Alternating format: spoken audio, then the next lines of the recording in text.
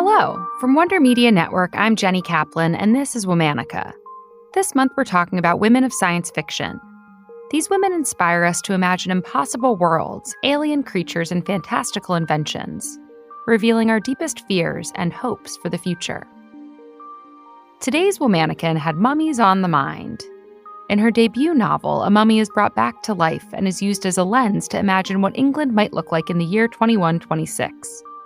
Would technology and social progress have improved? What new kinds of creatures would roam the earth? How would these new inventions change the very nature of humanity?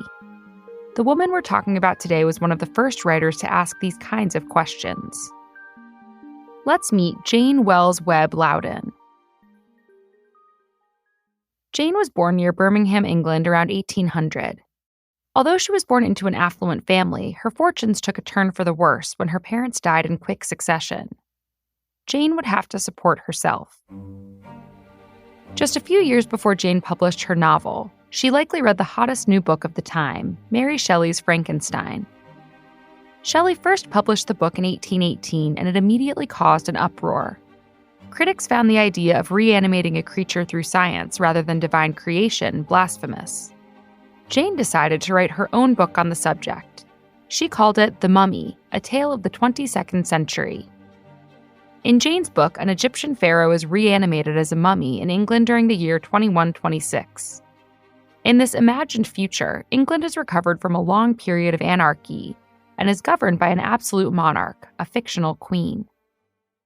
Although both The Mummy and Frankenstein delve into the idea of reanimation, they're drastically different in how they approach the subject.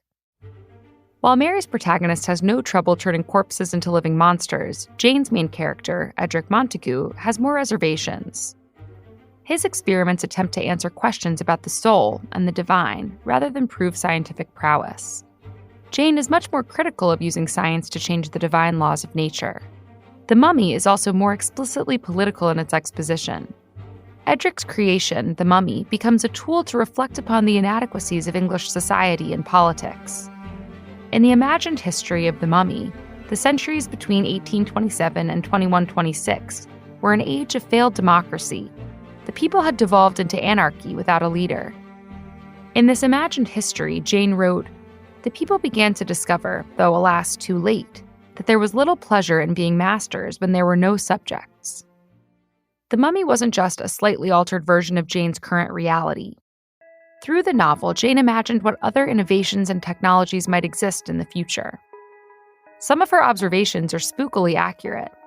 She discussed the automation of certain jobs, the use of steam-powered weapons, and even mechanization of cooking. In Jane's future England, women also wore trousers and lived under a matriarchy.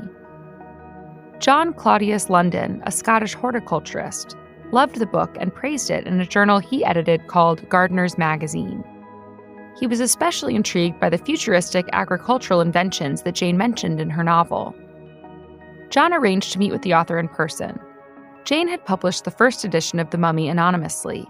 When John arrived at their meeting, he was surprised to find Jane standing before him. The two were immediately smitten with each other, and within 6 months they were married. Soon after the marriage, Jane stopped writing science fiction.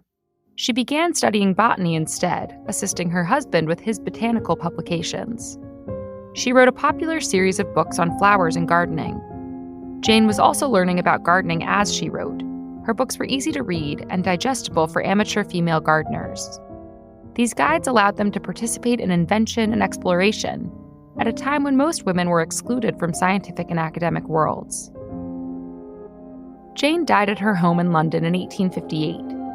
Her pioneering work in the burgeoning genre of science fiction paved the way for other authors to explore politics and culture through their own futuristic thought experiments.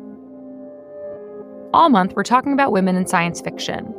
For more, find us on Facebook and Instagram at Womanica Podcast. Special thanks to Liz Kaplan, my favorite sister and co-creator. Talk to you tomorrow.